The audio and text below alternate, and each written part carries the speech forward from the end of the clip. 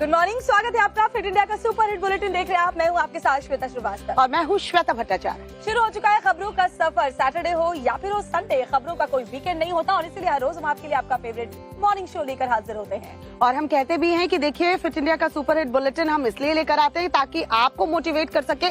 थोड़ा सा एक्सरसाइज आप भी कीजिए। आप भी वीकेंड पे बिल्कुल ना सोचिए कि आज तो छुट्टी है तो आज हम आराम करेंगे। थोड़ी सी एक्सरसाइज, साथ ही साथ खबरों का फुल डोज हम आप तक पहुंचाते रहेंगे। तो अगले 2 घंटे के लिए बने रहिए हमारे साथ। इंडिया के सुपर हिट बुलेटिन की शुरुआत करते हैं बड़ी और अच्छी खबर के साथ। जी हां, अमरनाथ यात्रा की शुरुआत हो चुकी है और थोड़ी ही देर पहले खबर ये मिल रही है कि श्रद्धालुओं का पहला जत्था जो है पहलगाम बेस कैंप से पवित्र गुफा के लिए रवाना हुआ है। तो आज से बाबा बर्फानी के दर्शन शुरू हो रहे हैं। आज से लेकर 19 अगस्त तक अब ये दर्शन जारी रहेंगे। बड़ी संख्या में श्रद्धालु बेस कैंप से रवाना हुए और सिक्योरिटी के पुख्ता इंतजाम भी किए गए हैं। लगातार सिक्योरिटी फोर्सेस की मॉक ड्रिल भी चल रही है। तो बड़ी खबर आपको बता रहे हैं, जहां आज बाबा बर्फानी के दर्शन के लिए पहला जत्था करीब 3000 श्रद्धालुओं को लेकर पहलगाम से रवाना हुआ है। बताया जा रहा है पहले दिन पवित्र गुफा के करीब 6000 श्रद्धालु दर्शन करने वाले हैं। यात्रियों की सुरक्षा के लिए पुख्ता इंतजाम किए गए हैं। रास्तों पर सीसीटीवी के साथ साथ जवानों की तैनाती भी की गई है। इसके अलावा यात्रियों की बाकी सुविधा के लिए जम्मू कश्मीर प्रशासन की तरफ से पुख्ता बंदोबस्त किए गए हैं।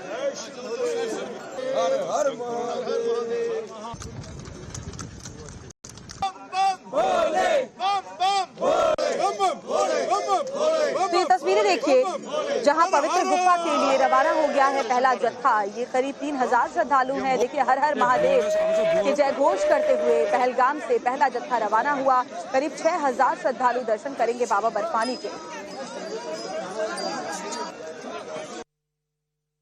अमरनाथ यात्रा की शुरुआत हो चुकी है और बाबा बर्फानी के दर्शन के लिए देश के अलग अलग हिस्सों से आए यात्री अब पहलगाम के नुनवन बेस से पवित्र की गुफा की ओर बढ़ेंगे। ये जो यात्री है ये देश के अलग अलग हिस्सों से आए हैं और बाबा बर्फानी के दर्शन के लिए अब पहलगाम से पवित्र गुफा की ओर इन्होंने अपना सफर जो है शुरू किया। इनकी जुबान पर एक ही जय जयकार है, वो है बम बम बोले। बाबा बर्फानी की जय जयकार के साथ ये पवित्र यात्री जो है पवित्र गुफा की ओर बढ़ेंगे। 4603 के करीब यात्री जो है उन्होंने कल जम्मू से श्रीनगर का सफर किया था। कल जम्मू से पहलगाम के नुनवनम बेस कैंप और सोनमर्ग के बालतल बेस कैंप में ये पहुंच गए थे और आज सुबह 5 बजे के करीब इन यात्रियों को पवित्र गुफा की ओर जाने की अनुमति मिली। इनसे भी बातचीत करते हैं और किस तरह का जोश और उत्साह है उनसे पूछते हैं। कहाँ से हैं? जांजगीर सर, छत्तीसगढ़ से। जोश और उत्साह है। अभी 5 बज गए हैं और बाबा बर्फानी की गुफा की ओर आप जाने वाले हैं। बहुत ज्यादा जोश है सब में और बहुत सारे ग्रुप के मेंबर्स हैं हमारे। हम लोग छत्तीसगढ़ से आए हुए हैं और बहुत अच्छा लग रहा है पहले जत्थे में जाके। आपको कैसा लग रहा है अभी? बहुत अच्छा, बहुत ही अच्छा लग रहा है। बहुत ज्यादा उत्साहित है हम लोग बाबा जी के दर्शन करने के लिए। रात 12 बजे से वहाँ लाइन में लगे हुए थे हम लोग दर्शन करने के लिए। अब आगे की यात्रा प्रारंभ करते हैं। जय भोले, हर हर महादेव। यहाँ की व्यवस्था बहुत सुंदर है सर। यहाँ के आर्मी की व्यवस्था बहुत बढ़िया है। यहाँ के जो लंगर भंडारे की व्यवस्था बहुत बढ़िया है। यहाँ खाने पीने की बहुत ज्यादा सुविधा है और यहाँ के खास करके साइन बोर्ड जो समिति है उसको भी धन्यवाद देना चाहूंगा। उनको भी धन्यवाद देना चाहूंगा क्योंकि उनकी व्यवस्थाएं बहुत सुंदर है। हम लोग बाबा बर्फानी के दर्शन के जा रहे हैं। मैं लखनऊ से हूँ जी। कितने खुश है बाबा? बहुत खुश है, बहुत खुश है। बाबा को त्रिशूल चढ़ा के आएंगे, बाबा का निशान चढ़ा के आएंगे, अच्छे से दर्शन करेंगे। व्यवस्थाएं बहुत अच्छी है। आप सभी प्रशासन का और मिलिट्री वालों का बहुत बहुत धन्यवाद। जी, आप कहाँ? छत्तीसगढ़ से सर। ये तीसरी बार है यात्रा। बहुत अच्छा लग रहा है सर जी। और बहुत अच्छा भंडारा वगैरह का व्यवस्था है, बहुत अच्छा सुविधाएं हैं। जय भोले, जय भोले, हर हर महादेव। तो इस तरह से जो यात्री हैं वो उन्होंने अपना सफर जो है पहलगाम के नुनवनम बेस कैंप से वहां पर जो है पवित्र गुफा की ओर शुरू किया है। 4603 के करीब जो यात्री हैं कल पहलगाम के नुनवनम बेस कैंप और सोनमर्ग के बालतल बेस कैंप में पहुंचे थे और अब सुबह प्रशासन की अनुमति के साथ ही ये यात्री जो है पवित्र गुफा की ओर इन्होंने अपना सफर जो है वो शुरू किया है। काफी कठिनाइयों का सामना करना पड़ेगा इन यात्रियों को, क्योंकि चंदनवारी से पवित्र गुफा तक का जो रास्ता है पहाड़ों से होते हुए यात्रियों को जाना पड़ेगा। रास्ते में प्रशासन ने कई तरह के अरेंजमेंट्स किए हैं ताकि यात्रियों को किसी भी तरह की मुश्किल का सामना ना करना पड़ेगा, लेकिन ये सफर जो है इंतहाई चुनौतियों वाला सफर रहता है और हर एक वक्त जो है वो बाबा बर्फानी के दर्शन के लिए जो है काफी मेहनत से, काफी जोश और उत्साह के साथ अब यहाँ से निकल पड़े हैं और आज जो है बाबा बर्फानी के दर्शन के लिए पहुंच जाएंगे। कैमरा पर्सन शफीक के साथ सोहेल, पहलगाम। बात करते हैं बीजेपी के बड़े एक्शन की। दरअसल यूपी में भीतर घातियों पर बड़ा एक्शन लेने की बीजेपी की तैयारी है। यूपी से दिल्ली बीजेपी हेडक्वार्टर को रिपोर्ट जो है वो भेज दी गई है। अब 150 विधायक यूपी में हार के जिम्मेदार इस रिपोर्ट में बताए गए हैं, तो बीजेपी की तरफ से एक्शन जो है वो लिया जाना है। और सूत्रों के मुताबिक खबर ये भी है कि 2027 का जो विधानसभा चुनाव होगा उत्तर प्रदेश का, वहां 100 विधायकों का टिकट कट जाएगा, क्योंकि इनके ऊपर भी ये जिम्मेदारी थी और इनकी भी नाम उस रिपोर्ट में शामिल है, जिसमें वो 150 विधायक यूपी में हार के लिए जिम्मेदार बताए गए हैं। लोकसभा चुनाव 2024 में उत्तर प्रदेश में बीजेपी के पिछड़ने को लेकर जो रिपोर्ट हाईकमान को भेजी गई, उसमें यूपी के लगभग 150 विधायकों को बीजेपी लोकसभा उम्मीदवारों के हार का जिम्मेदार बताया जा रहा है।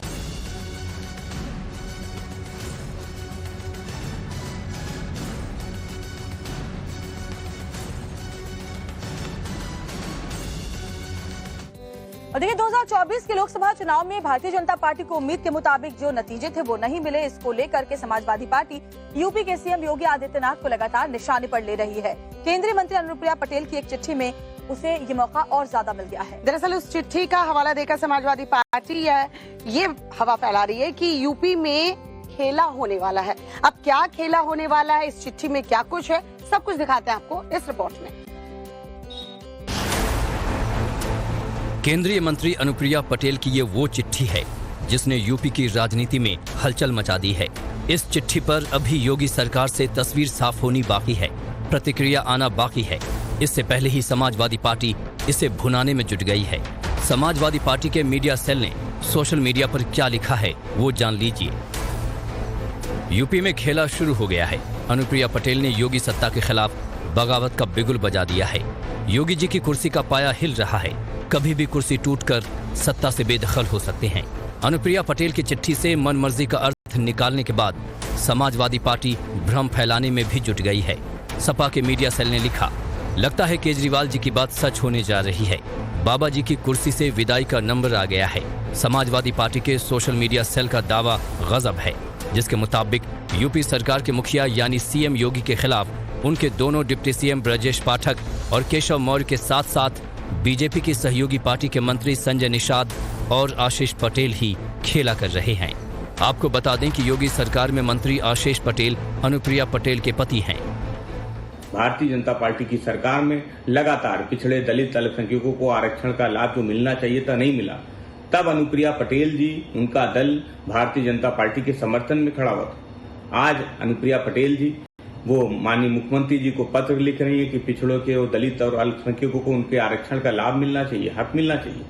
जनता, भारतीय जनता पार्टी, उनके सहयोगियों का चाल चरित्र चेहरा वो देख रही है। आपको बता दें, अनुप्रिया पटेल ने सीएम योगी को जो चिट्ठी लिखी है उसमें कहा है कि प्रदेश सरकार की साक्षात्कार वाली नियुक्तियों में ओबीसी, अनुसूचित जाति और अनुसूचित जनजाति के अभ्यर्थियों को वह योग्य नहीं है यानी नॉट फाउंड सुटेबल कहकर नियुक्ति से रोक रही है। बाद में पद को अनारक्षित घोषित कर दिया जाता है। अनुरोध है कि चाहे जितनी बार भी जरूरी हो कोई भी नियुक्ति प्रक्रिया अपनानी पड़े, लेकिन हर हाल में ये सीटें उन्हीं वर्गों से भरी जाएं। जाहिर है अनुप्रिया पटेल की चिट्ठी पर समाजवादी पार्टी सियासी बढ़त लेने की कोशिश में जुटी है। संभवतः इसकी वजह नीट पेपर लीक कांड को लेकर परीक्षार्थियों के असंतोष को भी भुनाना है। नजरें अब इस बात पर टिकी हैं कि अनुप्रिया पटेल की चिट्ठी के जवाब में यूपी सरकार क्या कहती है। प्रदेश की कानून व्यवस्था की, क्योंकि यूपी की योगी सरकार ने ये साफ कर रखा है कि अगर अपराधी और माफिया इसी तरह से अपराध करेंगे तो बुलडोजर भी एक्शन जरूर होगा। और इस बार जो बुलडोजर गरजा है वो गरजा है बरेली और मुरादाबाद जिले में। बरेली में प्लॉट कब्जा करने के लिए हुई फायरिंग के मामले में बुलडोजर एक्शन देखने को मिला है, तो मुरादाबाद में क्या एक्शन देखने को मिला है वो भी आपको दिखाते हैं इस रिपोर्ट में।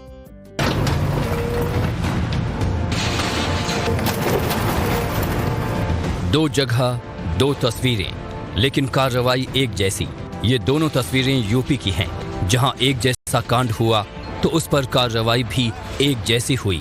अपराधियों ने गोली चलाई तो प्रशासन ने बुलडोजर चलवाया। पहली तस्वीर बरेली की है, जहां प्लॉट पर कब्जा करने के लिए दो गुटों में गोलीबारी हुई। फिर जो हुआ वो सबके सामने है। तो वहीं दूसरी तस्वीर मुरादाबाद की है, जहां लड़की को अगवा करने पहुंचे आरोपियों ने फायरिंग की तो प्रशासन ने उनके घर पर बुलडोजर चलवा दिया। सबसे पहले बात करते हैं बरेली की। भरभरा कर गिरती हुई इस इमारत को देखिए, जो नज़ीर है उन तमाम लोगों के लिए जिन्हें कानून हाथ में लेने से जरा भी डर नहीं लगता। सरेआम गोली चली थी तो अब दिन दहाड़े बुलडोजर गरज रहा है। चंद घंटे पहले तक जो आलीशान रिजॉर्ट हुआ करता था, अब मलबे के ढेर में तब्दील हो चुका है। दरअसल ये कार्रवाई 22 जून को बरेली में हुई फायरिंग की वजह से हुई है और इस पर निशाने पर हैं गोलीकांड के आरोपी आदित्य उपाध्याय, जिनके आलीशान रिजॉर्ट को बुलडोजर ने ध्वस्त कर दिया है। बता दें कि बरेली में दो पक्षों में ताबड़तोड़ गोलियां चली थीं, जिसके बाद पुलिस प्रशासन ने सख्त रुख अपनाया है। पहले एक पक्ष के मुख्य आरोपी राजीव राणा के अवैध रूप से बने होटल और दुकान को बुलडोजर से ढा दिया गया और अब दूसरे पक्ष के आरोपी आदित्य उपाध्याय के आलीशान रिजॉर्ट पर बुलडोजर चला है। अब बात मुरादाबाद की। तोड़फोड़ की यह कार्रवाई मुरादाबाद में हुई, जहां लड़की को अगवा करने और फायरिंग करने वाले आरोपियों के अवैध अतिक्रमण को गिराया गया। मामला जिले के मुंडा पांडे थाने का है, जो दो समुदायों से जुड़ा है। आरोप के मुताबिक विश्वपुरी गांव में हिंदू पक्ष के एक शख्स के घर में दूसरे समुदाय के कुछ लोग घुस गए और उसकी बेटी को अगवा कर ले जाने लगे, तो परिवार वालों ने उसका विरोध किया और शोर मचाने लगे। फिर क्या, दूसरे पक्ष के लोगों ने ताबड़तोड़ फायरिंग कर दी, जिसमें 3 लोग जख्मी हो गए। पुलिस ने इस मामले में कार्रवाई शुरू कर दी है। हमलावर अभी फरार हैं, लेकिन बुलडोजर एक्शन के जरिए उन्हें चेतावनी दी जा चुकी है कि अब उनकी खैर नहीं है। बता दें कि इस मामले में मुंडा पांडे थाना प्रभारी को भी निलंबित कर दिया गया है।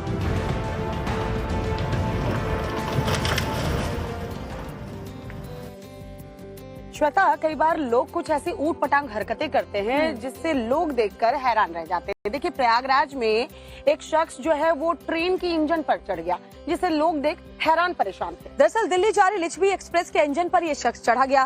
फिर आरपीएफ की पुलिस मौके पर पहुंची और क्या उसके बाद एक शख्स को उतारा जा सका, कितनी देर तक ट्रेन जो है वहीं पर रुकी रही, सब कुछ देखिए इस रिपोर्ट में।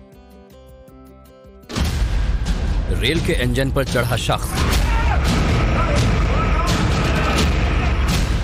इंजन पर इंसान देखकर लोग हुए दंग। कैसे बची जान, देखिए इन तस्वीरों को। रेल की इंजन पर आपको एक शख्स सोया नजर आ रहा है। पहले तो लोगों ने इसे मृत समझ लिया, फिर जब इस शख्स ने अपने हाथ पांव हिलाए तो फिर बचाने की कोशिश शुरू हुई।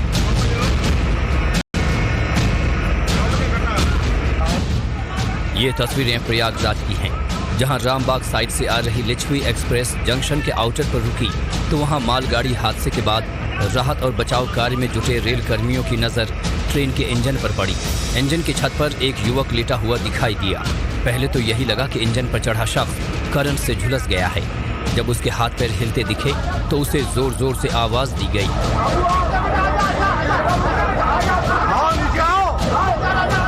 लेकिन युवक टस से मस नहीं हुआ। लोगों के शोर का भी जब असर नहीं हुआ, युवक जब नीचे उतरने को तैयार नहीं हुआ तो वहां पास में ही खड़ी एक्सीडेंट रिलीफ ट्रेन से सीढ़ी निकाली गई। सीढ़ी के सहारे आरपीएफ के 2 जवान ट्रेन के इंजन पर चढ़े। इस दौरान वहां खड़े कुछ लोगों ने इस पूरे घटनाक्रम का वीडियो बना लिया।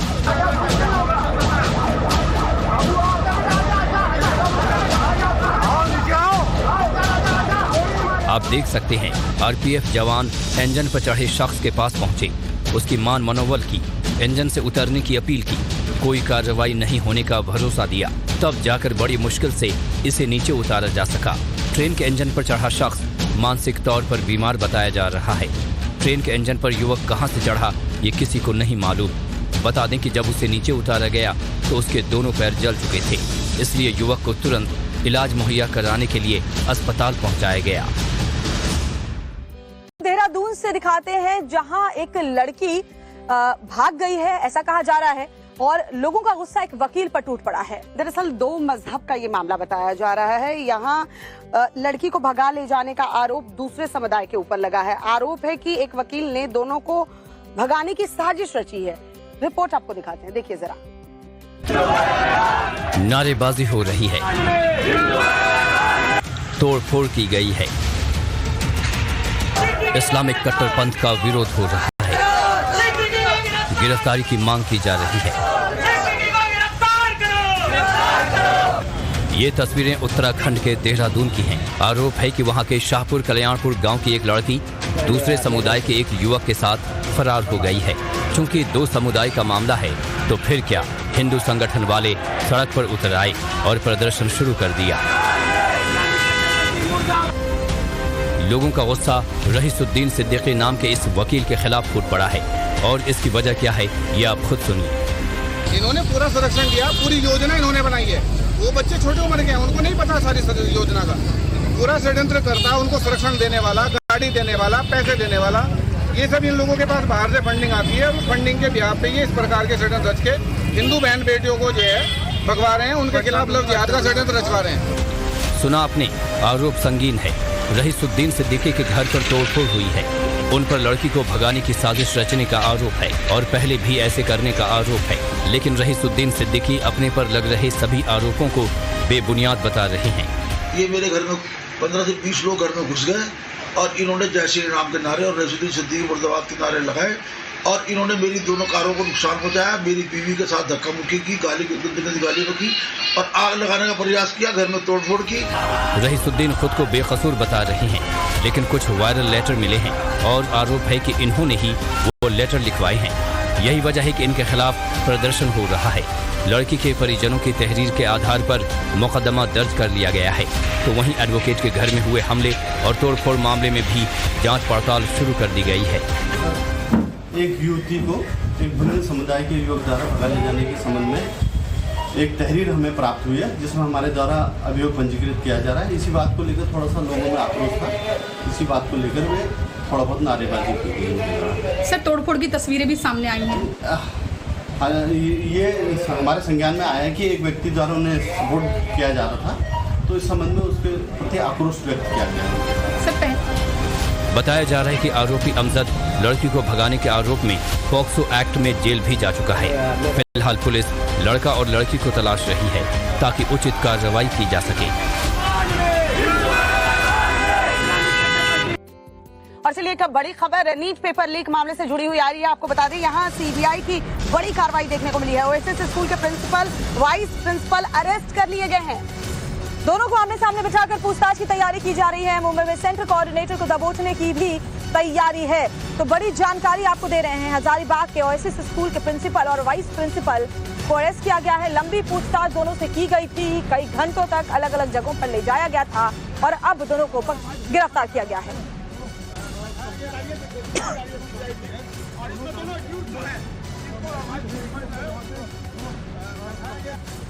नीट पेपर लीक का मामला गरमाया हुआ है। बिहार से महाराष्ट्र तक सीबीआई का एक्शन ताबड़तोड़ जारी है, तो वहीं उत्तर प्रदेश में भी इस पर जमकर राजनीति हो रही है। और देखिए, निशाने पर सत्ता में साझेदारी ओम प्रकाश राजभर की पार्टी के विधायक बेदीराम हैं। कहा यह जा रहा है यूपी में जल्द इस पर बड़ा एक्शन जो है वो देखने को भी मिलेगा। देखिए रिपोर्ट। खड़ा हो जाइए बेदीराम जी, इनके कोनो बीमारी नहीं। और एक बात आप लोगों से कहूंगा भाई, देखो भाई, यहाँ जितने पार्टी के नेता सब लोग हो, किसी विभाग में नौकरी चाहिए, किसी विभाग में आपके भाई को, आपके परिवार, बच्चे को, आपकी बच्ची को नौकरी चाहिए, तब फार्म भरने के बाद वो क्या कहते, क्या आता है वो, कॉल लेटर, एडमिट कार्ड या कॉल लेटर, जो भी कहते हो भाई, कॉल लेटर। जब कॉल लेटर आ जाए तो कॉल कर लेना।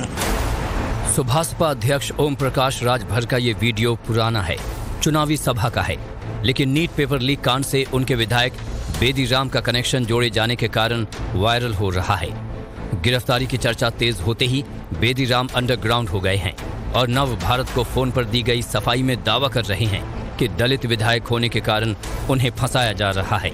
ये जो विजेंद्र गुप्ता है बिहार के पटना वाले, उन्होंने तो आपको सरगना तक बताया जो जिसे सीबीआई ने पूछताछ की है। आप किसी से इंटरव्यू ले लीजिए, कोई आपको सरगना कह दे तो आप सरगना हो गए। उसका तथ्य होना चाहिए ना, जिसको मैं जानता पहचानता नहीं हूँ, जिसको मैं जानता पहचानता नहीं हूँ। सर, आपके ऊपर एलिगेशन ये है कि आप पहले से भी ऐसे मामलों में इन्वॉल्व रहे हैं, आपके खिलाफ 8 से ज्यादा मुकदमे दर्ज हैं, आपने अपने हलफनामे में इस बात को कबूल किया। देखिए, सब जो है एविडेंस नॉन एविडेंस केसेज हैं, वो जबरदस्ती जो है सब जो है विपक्षियों के द्वारा ये सब किया गया था। एक सवाल और जानना बस आपसे कि आपको लेकर शायद कल आपके जो राष्ट्रीय अध्यक्ष पार्टी के प्रदेश अध्यक्ष हैं वो गए थे, कल मुख्यमंत्री से उन्होंने मुलाकात की लखनऊ में, आज अमित शाह से मिलने के लिए दिल्ली गए हुए हैं। तो ये क्या आपको लेकर हो रही है बातचीत? क्या कोई दबाव है आपको लेकर? पार्टी से कुछ कहा गया है या ओम प्रकाश राजभर आपसे कुछ कहे हैं? नहीं, इस बारे में मुझे सब नहीं मालूम है जी, इस बारे में नहीं मालूम है। यूपी सरकार में सहयोगी पार्टी सुभाषपा के विधायक के पेपर लीक कांड में घिरने पर बीजेपी भी एक्शन में है। सीएम योगी के बाद केंद्रीय गृह मंत्री अमित शाह भी ओपी राजभर से मुलाकात कर चुके हैं। माना जा रहा है कि डैमेज कंट्रोल के लिए जल्द ही कोई बड़ा फैसला लिया जा सकता है। अभी आपका नहीं सर, हम रिकॉर्ड में नहीं जाएगा, इसलिए मेरा आग्रह के जो स्टूडेंट्स हैं उनको हम जॉइंट मैसेज देना चाहते थे। हाँ दें, आप सुनिए जॉइंट मैसेज देना चाहते थे। इधर नीट पेपर लीक का घमासान संसद में भी मचा हुआ है।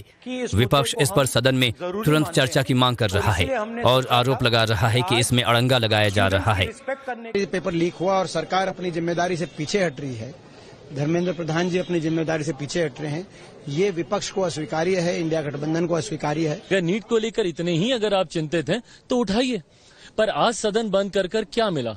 अगर चर्चा होती तो आप भी उस विषय को उठाते, सरकार भी बाधित होती आपको जवाब देने के लिए। पर इससे विपक्ष की वो सोच दिखती है जहां पर सिर्फ और सिर्फ सदन को आप चलने से रोकना चाहते हैं, हंगामा खड़ा करने के उद्देश्य से ये लोग सदन आए हैं, ना कि किसी पक्ष को लाभ दिलाने के मकसद से। सरकार कह रही है कि नीट पेपर लीक पर हर सवाल के जवाब देने के लिए वो तैयार है, लेकिन विपक्ष अड़ा है कि राष्ट्रपति के अभिभाषण के धन्यवाद प्रस्ताव की चर्चा से पहले इस पर बात हो। इसी बवाल में संसद सत्र सोमवार तक स्थगित कर दिया गया है, लेकिन यह तय है कि इस पर राजनीति अब दिल्ली के बाद यूपी में गरमाने वाली है।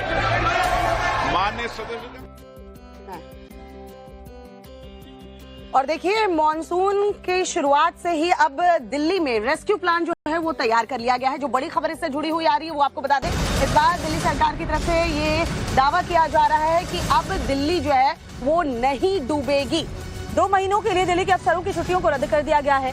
ड्रेनेज सिस्टम बेहतरीन, और क्योंकि कल जिस तरह के हालात दिल्ली में बने थे वो हम सब ने देखा था। बारिश के हालात पर नजर रखने के लिए कंट्रोल रूम भी बना दिया गया है। दिल्ली सरकार ने जलभराव की शिकायत दर्ज कराने के लिए हेल्पलाइन नंबर शुरू किया है, ताकि जिन इलाकों में जलभराव देखा जाए वहां अफसर फौरन वहां से पानी को निकालने की कोशिश शुरू कर पाएं।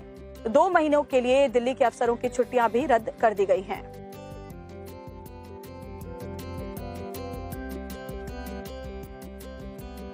तो इससे पहले जब कल प्री मानसून की बारिश हुई तो दिल्ली लगभग डूब सी गई। ज्यादातर इलाकों में हालात ऐसे बेकाबू हो चले थे कि लोग घंटों परेशान रहे। अब खुद को बचाने के लिए दिल्ली की आम आदमी पार्टी की सरकार ये कह रही है कि 88 साल की रिकॉर्ड तोड़ बारिश हुई है और इसीलिए कल ऐसे हालात बने हैं। लेकिन दिल्ली की मेयर ये दावा भी कर रही हैं कि अब आगे हालात आपको ऐसे नजर नहीं आएंगे। अब तो भाई मॉनसून की शुरुआत होगी श्वेता, तभी पता चल पाएगा कि दिल्ली कितनी डूबती है और कितनी बचती है। रिपोर्ट आपको दिखाते हैं, देखिए जरा। प्री मॉनसून की पहली बारिश ने ही दिल्ली को घुटनों पर ला दिया। जल जमाव और जाम की मुसीबतों से हुए हादसों ने दिल्ली वालों को चौंका दिया। ऐसे माहौल में सवाल हुआ कि प्री मॉनसून में ही दिल्ली के डूब जाने की जिम्मेदारी कौन लेगा। तो तू मैं की सियासत के बीच ठीकरा रिकॉर्ड तोड़ बारिश पर फोड़ दिया गया। बड़ा दुखद है, जिनके पास 25 साल से दिल्ली की सरकार या तो कांग्रेस के पास है या तो आम आदमी पार्टी के पास, बीजेपी के पास है नहीं। सारे बजट उनके पास है, फ्लड के नाले उनके पास है, अभी तो एमसीडी भी उनके पास है, पीडब्ल्यूडी के नाले उनके पास है। सफाई करोगे, डीसील्ड करोगे तब तो। देखिए, लास्ट ट्रेन तक हमने तकरीबन 200 हॉटस्पॉट्स आइडेंटिफाई किए थे। इसमें से 40 हॉटस्पॉट्स पीडब्ल्यूडी की रोड्स पे हैं, जो हमारे पीडब्ल्यूडी द्वारा सीसीटीवी कैमरा की भी मॉनिटरिंग में रहते हैं। लेकिन आप इस बात को भी समझिए कि अगर 24 घंटे में 228 मिलीमीटर बारिश होगी तो पानी का लेवल नीचे जाने में समय लगेगा। दावे अपनी जगह, हकीकत क्या है ये शाम ढलने के बाद दिल्ली ITO की तस्वीरों से समझिए। दिल्ली की मेयर शैली ओबरॉय भरोसा जरूर दिला रही हैं कि आगे ऐसा नहीं होगा। दिल्ली के लिए रेस्क्यू प्लान लाने का दावा किया जा रहा है, लेकिन इसकी हकीकत की परीक्षा भी जल्द होने वाली है, क्योंकि मौसम विभाग का अलर्ट आ चुका है। अगले 5 दिन संभल के, ऐसी बारिश अभी और होनी है। प्री मानसून की पहली बारिश में दिल्ली में जल जमाव पर केजरीवाल सरकार निशाने पर रही, तो दिल्ली एयरपोर्ट पर हुए हादसे पर विपक्ष ने सरकार को घेरा। पीएम साहब ने वो उद्घाटन जो किया था वो दूसरा बिल्डिंग है, वो अभी बिल्कुल ठीक है, पर ये पुरानी बिल्डिंग है जो 2009 में जो इनॉग्रेशन हुआ। उनके लिए क्या कहेंगे जो लोग मिसलीड कर रहे हैं इस चीज को लेके, जो मिसलीड ना करें, ऐसे ना करें। इतने रिस्पॉन्सिबल स्टेज पे आप हो तो इस तरह के फेक न्यूज को फैलाया ना जाए, यही अच्छा है। दुखदाई है, 2009 में भी बना था ना, तो ये 100 साल चलना था। ऐसा इंफ्रास्ट्रक्चर देश को चाहिए, देश को वो इंफ्रास्ट्रक्चर नहीं चाहिए जहाँ पे राजनीतिक ब्लेम गेम चले। मैं इसलिए बोल रही हूँ, इंफ्रास्ट्रक्चर प्रोजेक्ट्स को जनता की सेफ्टी से जोड़कर रखना चाहिए, ना कि राजनीति से। इसलिए रिबन कटिंग बाद में, पहले पब्लिक सेफ्टी। इधर कांग्रेस के उदित राज ने सोशल मीडिया पर लिखा, सावधान रहे, 2014 के बाद जो भी पुल, एयरपोर्ट, रेलवे स्टेशन, भवन, मंदिर, सड़क एवं सार्वजनिक निर्माण बने, वहां कुछ भी हो सकता है। दिल्ली एयरपोर्ट हादसे को लेकर दिल्ली पुलिस ने FIR दर्ज कर ली है, तो वहीं उड्डयन मंत्रालय ने देश भर के सभी छोटे बड़े एयरपोर्ट की सुरक्षा को ऑडिट करने का आदेश जारी कर दिया है। पानी पानी हुई दिल्ली में दिल्ली एम्स के मरीज भी परेशान रहे, जहां 9 ऑपरेशन थिएटर बंद करने पड़े तो दर्जनों सर्जरी प्रभावित हुई। एम्स को अपने आदेश में कहना पड़ा कि इमरजेंसी सर्जरी वाले मरीजों को सफदरजंग और दूसरे सरकारी अस्पतालों में भेजने की जरूरत है। बहरहाल तमाम सियासी दावे और वादों के बीच दिल्ली वाले यही दुआ कर रहे हैं कि आगे आने वाली बारिश दिल्ली को फिर से ये दिन न दिखाए। और चलिए बात करेंगे दिल्ली के मुख्यमंत्री अरविंद केजरीवाल की, जिनकी गिरफ्तारी से जुड़ी एक बड़ी खबर इस वक्त सामने आ रही है। राउज एवेन्यू कोर्ट में केजरीवाल की दरअसल पेशी होनी है। केजरीवाल की CBI कस्टडी आज खत्म हो रही है। राउज एवेन्यू कोर्ट में उन्हें पेश किया जाएगा। केजरीवाल की गिरफ्तारी के खिलाफ आम आदमी पार्टी आज प्रदर्शन भी करने वाली है और आज उनकी जमानत पर सुनवाई भी होगी। आज देश भर में आम आदमी पार्टी प्रदर्शन करेगी। CBI की कस्टडी में फिलहाल अरविंद केजरीवाल है। आज इस मामले की सुनवाई है। बता दें, दिल्ली शराब नीति घोटाला मामले में 21 मार्च को ईडी ने CM केजरीवाल को गिरफ्तार किया था।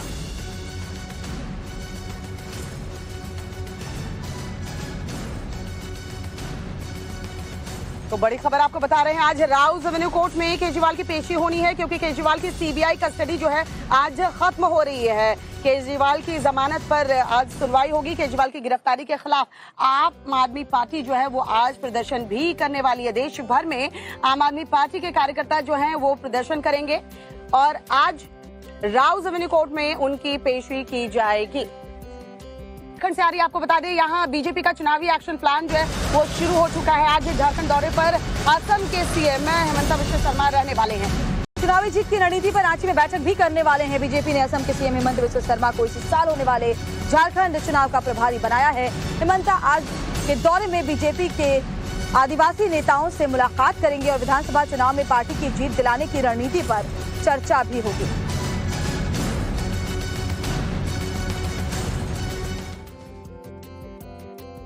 और देखिए, जमीन घोटाले में फंसे झारखंड के पूर्व CM हेमंत सोरेन को राहत मिली और 5 महीने के बाद वो जेल से बाहर आ गए। और जमानत मिलने के बाद झारखंड में सियासी गर्माहट जो है वो देखने को मिल रही है और जाहिर सी बात है देखने को मिलेगी, क्योंकि अब हेमंत सोरेन जो है वो बीजेपी पर हमलावर हैं और बीजेपी की तरफ से क्या कुछ कहा जा रहा है, देखिए इस रिपोर्ट में।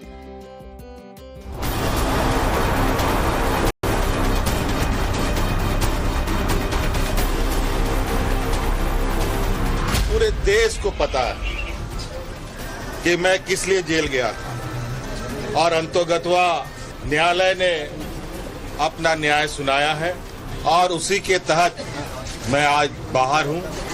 मैं न्यायालय का आदर करता हूं। जमीन घोटाला केस में हेमंत सोरेन को झारखंड हाईकोर्ट ने जमानत दे दी। 5 महीने की जेल के बाद वो बाहर आ चुके हैं।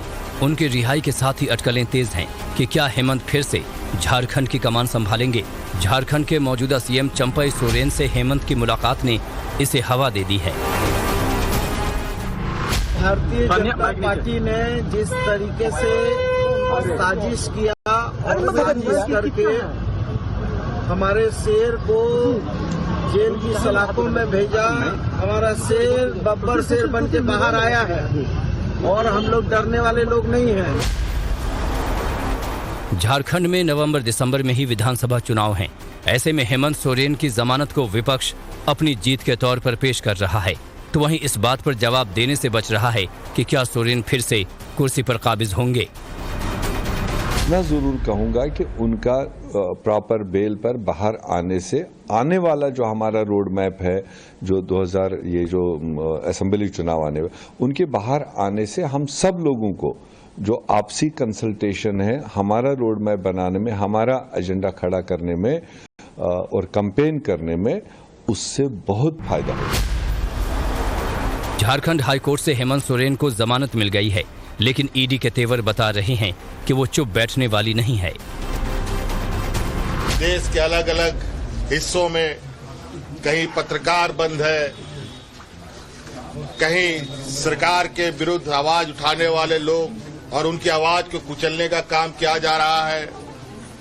दिल्ली में मुख्यमंत्री जेल में बंद हैं, कई एक मंत्री रहते हुए लोगों को जेल में डाल दिया जा रहा है और न्याय की प्रक्रिया इतनी लंबी हो रही है कि दिन महीने नहीं वर्षों लग रहे हैं। आपको बता दें कि सुप्रीम कोर्ट ने हेमंत की जमानत याचिका जिस तलखी के साथ खारिज की और हवाला दिया कि सोरेन की याचिका में फैक्ट को छिपाया गया है, वो भी इशारा है कि हेमंत सोरेन की राह अब भी आसान नहीं है। तो क्या इसलिए वो अभी से अपने बचाव की भूमिका भी बांधते दिख रहे हैं?